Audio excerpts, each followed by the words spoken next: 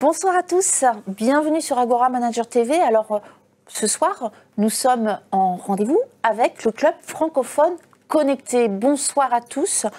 Sur ce club francophone connecté, on a des personnes du Canada, on a des personnes d'Afrique, nous avons des personnes également de Belgique qui sont présentes ce soir et peut-être également dans d'autres pays. En tout cas, un grand merci à vous tous d'être connectés à des heures différentes. C'est ça aussi la particularité de ce club et on est ravis de vous avoir avec nous tous. Nous allons traiter d'un sujet, quelle gestion de la sécurité-sûreté en fonction des cultures. Alors, pour parler de ce sujet, j'ai le plaisir d'avoir ce soir comme invité, comme intervenant, un membre du club Île-de-France, Christian Dehaye. Bonjour. Bonsoir Virginie. Alors Christian, je rappelle que tu es directeur sûreté du groupe Soltanche Fraissinet. Tu as une très grande expérience du terrain tout d'abord, Oui. puisque tu as quand même eu 33 ans dans une carrière militaire avant de rejoindre ce groupe. Est-ce que tu pourrais revenir un petit peu justement sur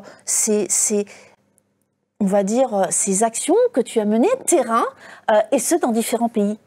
Alors, j'ai fait beaucoup de terrain dans la deuxième partie de carrière d'un officier, essentiellement dans les pays du Proche et du Moyen-Orient, qui souffrent de nouveau aujourd'hui.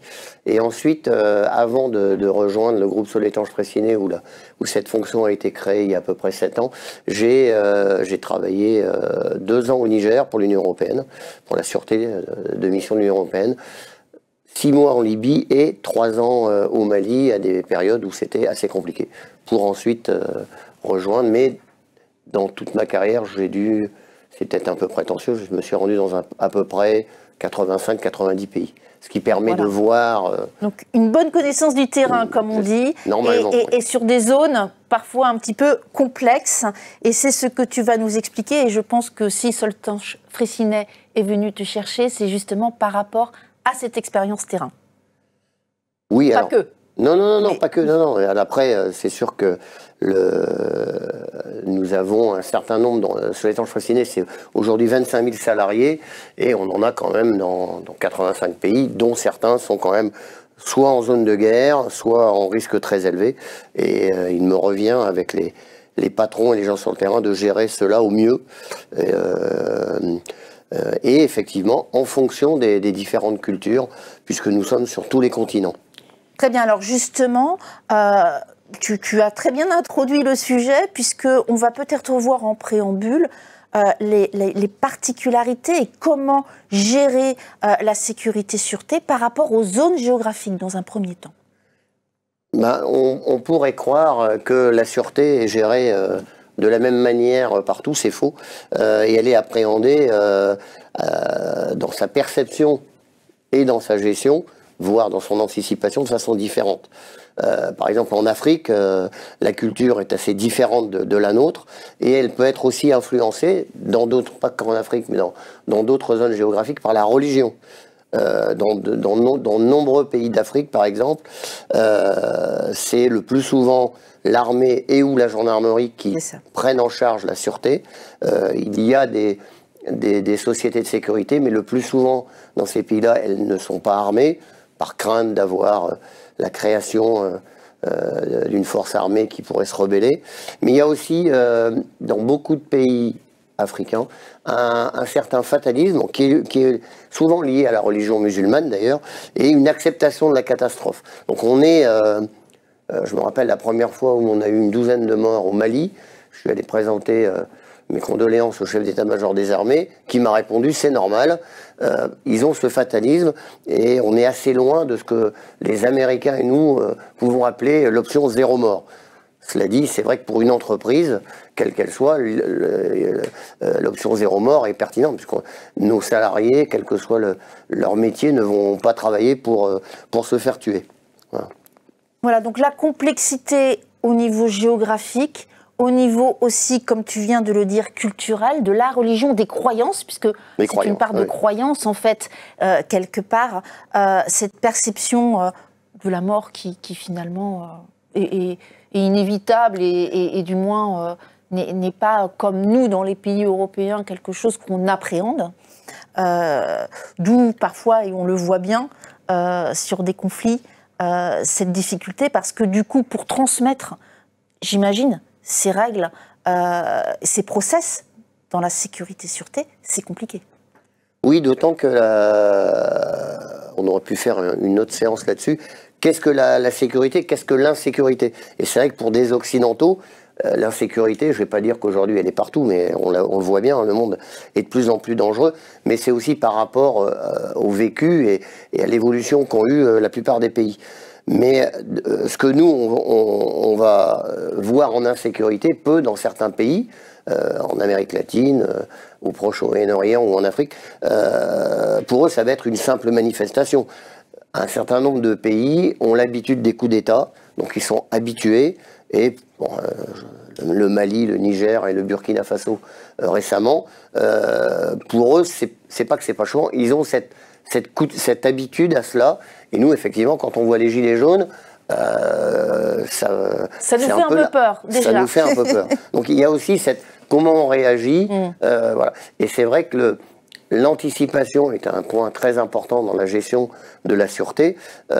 Très souvent, dans beaucoup de pays, à cause de la culture, ou grâce à ils disent souvent à la grâce de Dieu et ce qui doit arriver, et on s'adapte.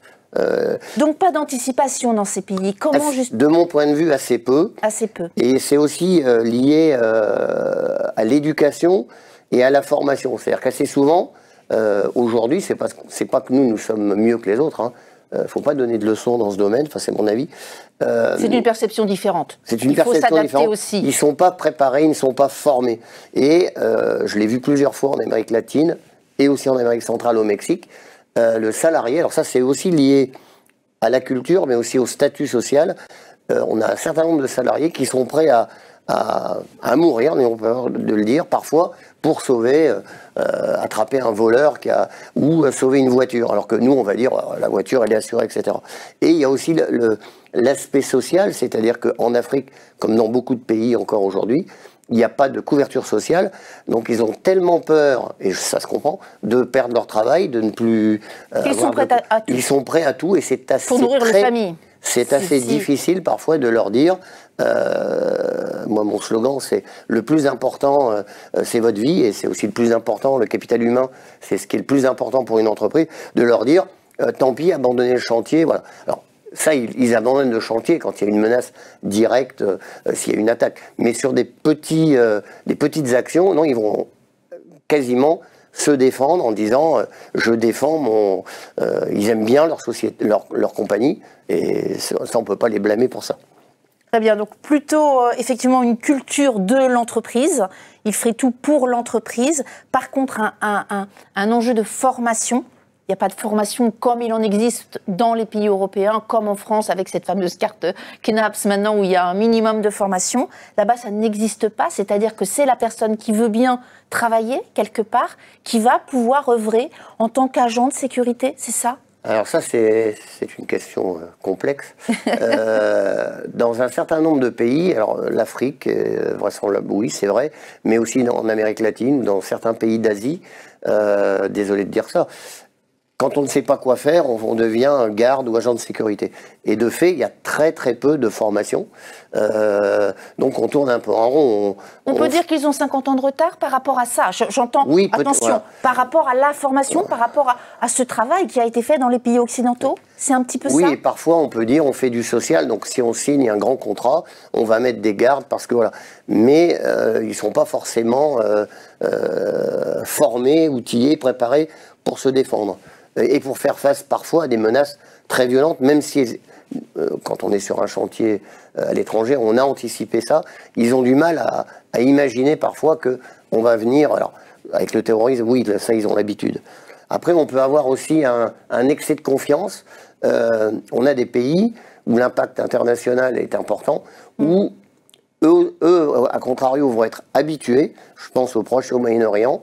Alors, Israël, puisque j'y suis allé plusieurs fois récemment, eux, ils sont habitués, donc ils gèrent ça, c'est vraiment intégré. Donc, leur modèle se rapproche plus des nôtres. Ouais. Mais on peut, alors je ne parle pas de l'attaque du 7 octobre 2023, mais ils peuvent se dire, tout est prévu, tout est sous contrôle. peut-être à tort. Mais pareil, au Proche Moyen-Orient, dans certains pays bien identifiés, ils ont depuis presque plus de 25 ans eu affaire à des groupes terroristes. Je ne cite pas tous les mouvements. Et donc là, pour eux, l'ennemi ou l'agresseur est visible, ce qui n'est peut-être pas le cas dans d'autres sites en Afrique ou en Amérique latine, ou à contrario, je pense à la Colombie et au Mexique, où la menace narco est telle, dans certains endroits, les narcotrafiquants sont parfois plus armés que la police. Donc là, le salarié, il dit, bon, effectivement, il faut prier. Vaste sujet. Donc on va laisser faire un peu dans certaines zones géographiques, par peur, là, pour le coup, du danger, et en se disant, un petit peu comme les zones de non-droit qu'on peut connaître par ailleurs, mais peut-être de façon plus conséquente. Oui, et après, alors moi je suis, en tant que Français, j'aime beaucoup ce qu'on appelle la sûreté low profile, c'est-à-dire que si on affiche trop de sécurité, on va attirer. Donc c'est sûr qu'un patron, alors après ça dépend du niveau du patron, c'est un grand PDG qui est protégé, ça va attirer quelqu'un qui va vouloir l'agresser ou agresser la compagnie. De la même manière, sur des chantiers, c'est le cas souvent en Amérique latine, si on met des gardes armés, on va avoir des gens en face qui vont venir encore plus armés. Donc parfois, il faut essayer de... Ouais, et ça, c'est vraiment lié à la culture. La juste mesure, l'équilibre en fonction du pays. Donc une bonne connaissance du pays. En préparant ton intervention, Christian, tu parlais aussi de sous-traitance. Tu disais que de nombreuses sociétés occidentales faisaient appel à la sous-traitance au niveau localement. C'est bien, c'est pas bien, on est obligé peut-être, tout simplement?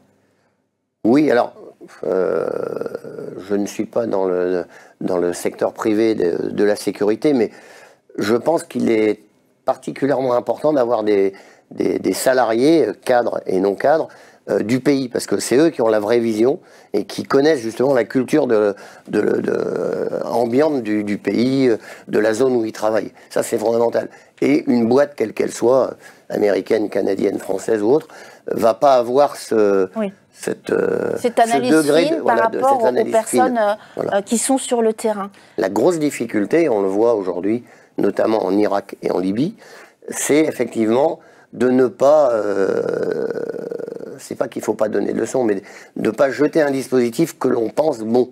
Je pense qu'il faut absolument coller à la culture et coller au terrain, et en fonction de ça, on va dire, on va agir comme ça et comme ça. Et c'est pas aussi simple que ça. Sauf si on fait un petit peu la stratégie américaine de bunkériser, mais alors tout dépend ce que l'on veut protéger et ce que l'on doit protéger. Parfois, on a vraiment besoin de mettre une protection très très élevée.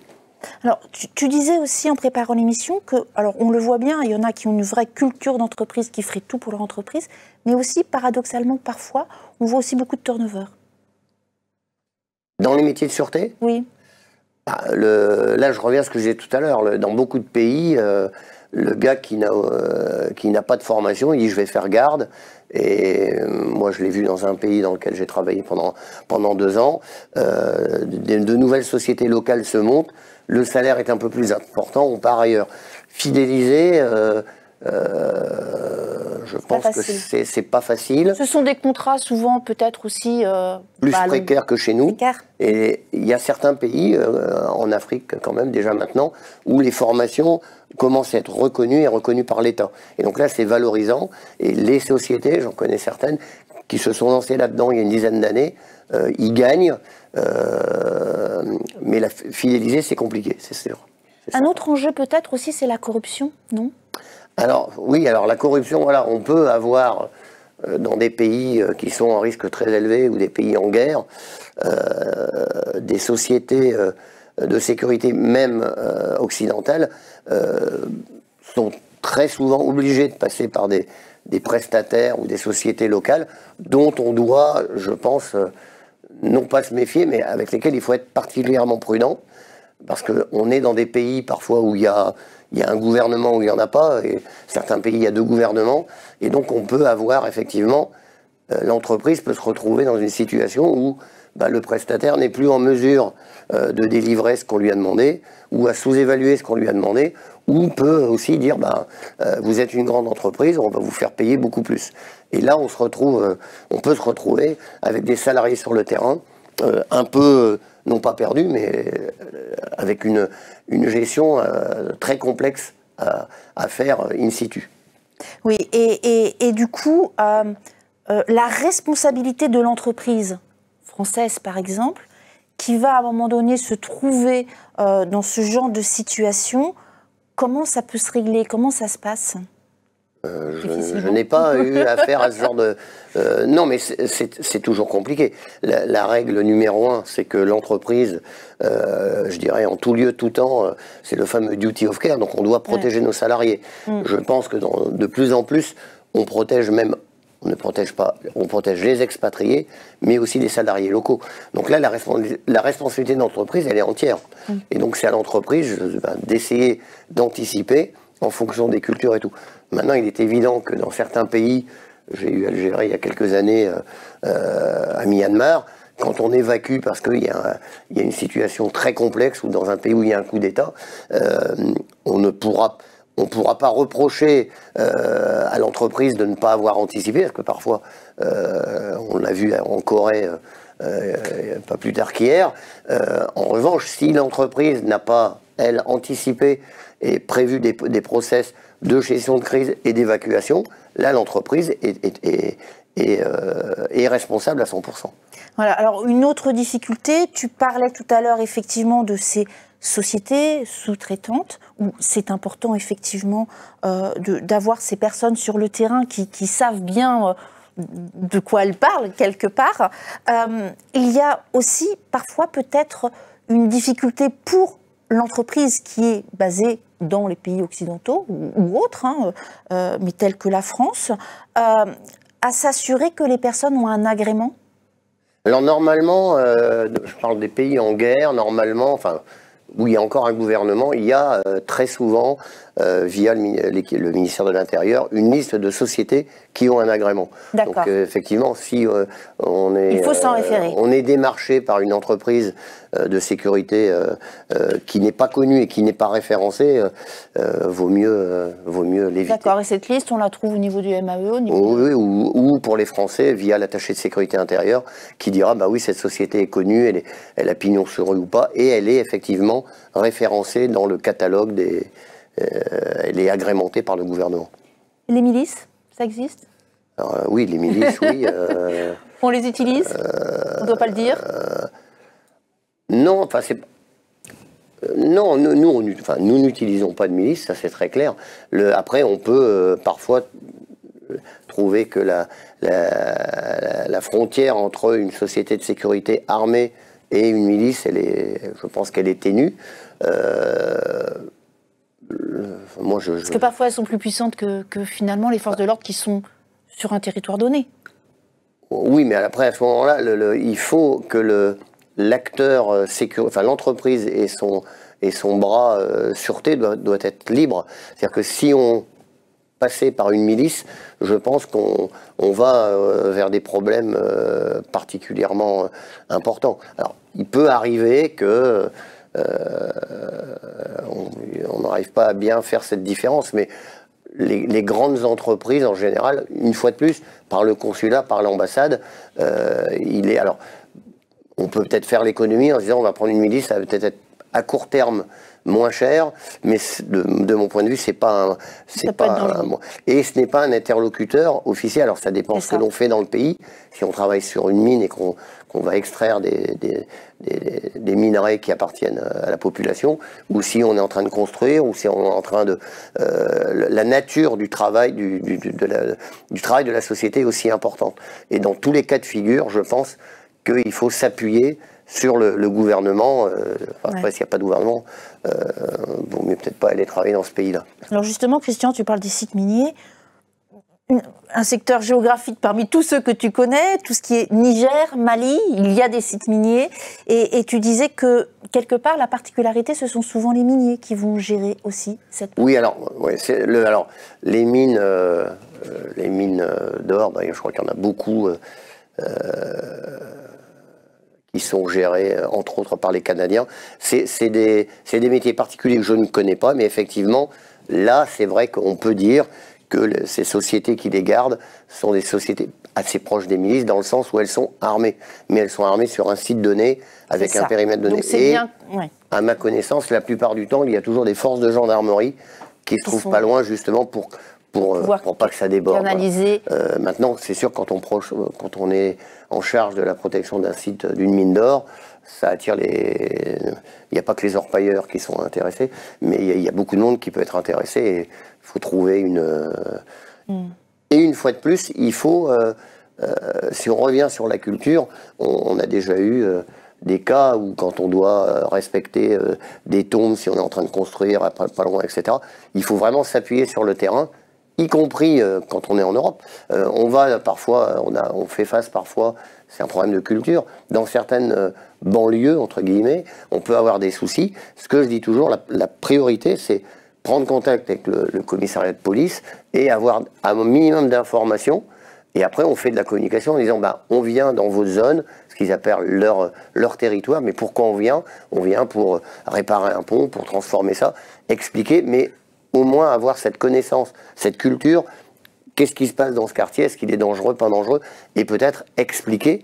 Alors après, il y a l'autre phénomène qui est lié au social, et qui peut s'appliquer aussi dans beaucoup de pays, notamment en Afrique, c'est qu'il est de bon ton aussi dans les salariés d'avoir des gens qui sont du coin où l'on travaille. Sinon, on va dire, tiens, ils arrivent avec leurs salariés et nous, on n'a rien. Donc ça, c'est un point qui doit être de plus en plus pris en compte, je pense. Alors, tu as raison de revenir finalement à la base, les cultures, et puis de dire aussi, de faire le rapprochement.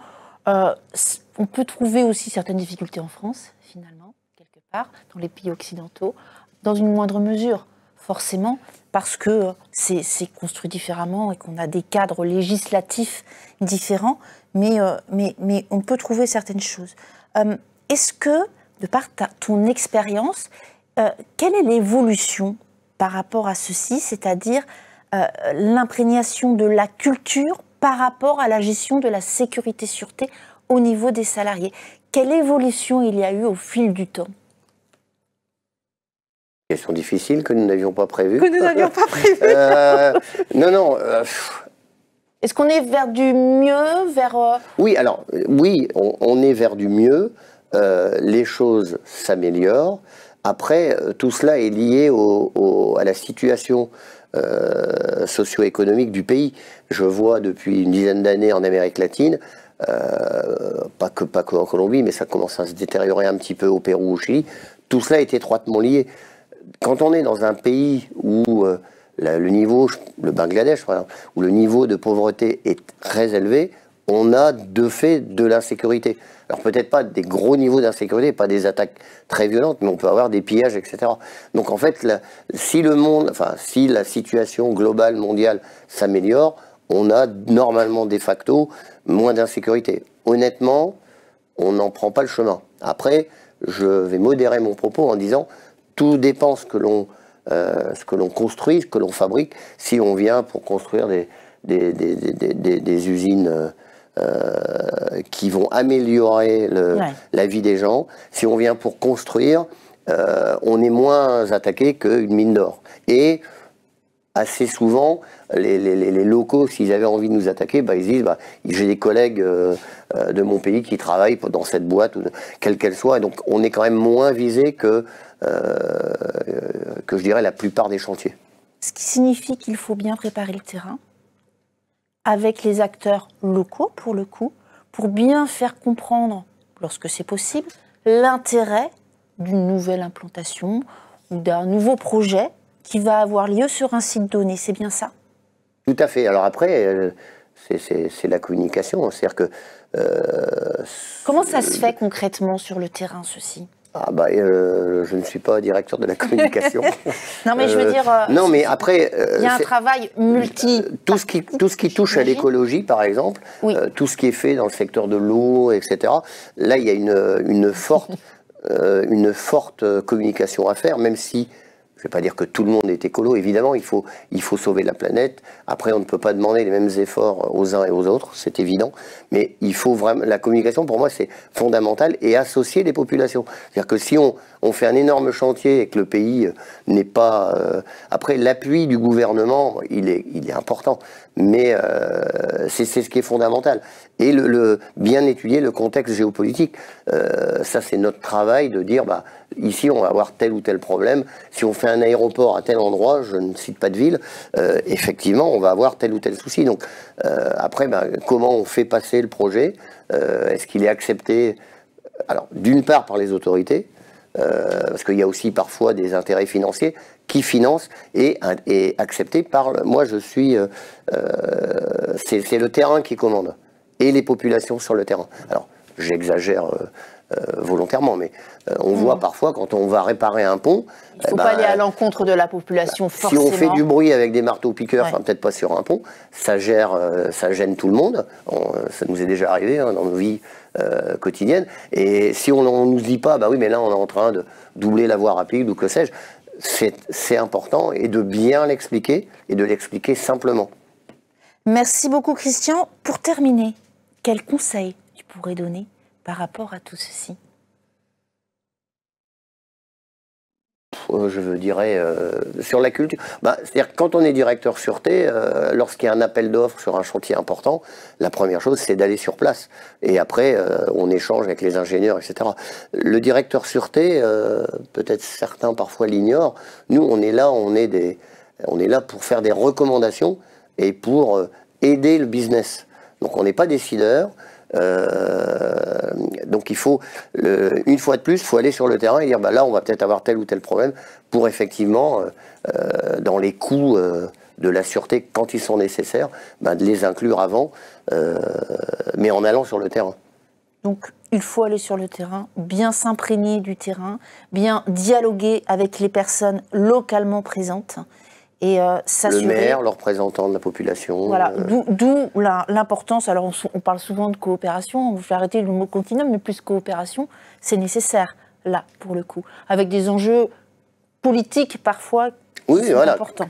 Peut-être que ça, ces enjeux politiques, nous, on les verra pas forcément, quel que soit le pays, parce que même si on s'intéresse à l'histoire politique du pays, on va peut-être pas voir que derrière telle intervention, tel financement de l'Union européenne. Il y a des outils qui te permettent quand même, qui permet en règle générale d'avoir quand même quelques indicateurs? Oui, mais on a des grandes lignes, c'est-à-dire que on va pas savoir, on va pas avoir une connaissance suffisamment fine de dire bah, telle famille, voilà, pour amener un sujet dans le cœur du sujet de la journée, même si on voit la situation politique en France de l'extérieur, les alliances sont parfois très compliquées à appréhender. Et ça, quand on est à des milliers de kilomètres. Exactement. Tout à fait. Merci beaucoup Christian d'être intervenu sur ce sujet. Et puis, on se dit à très bientôt. Merci à vous tous de nous avoir suivis et à très bientôt sur Agora Manager TV.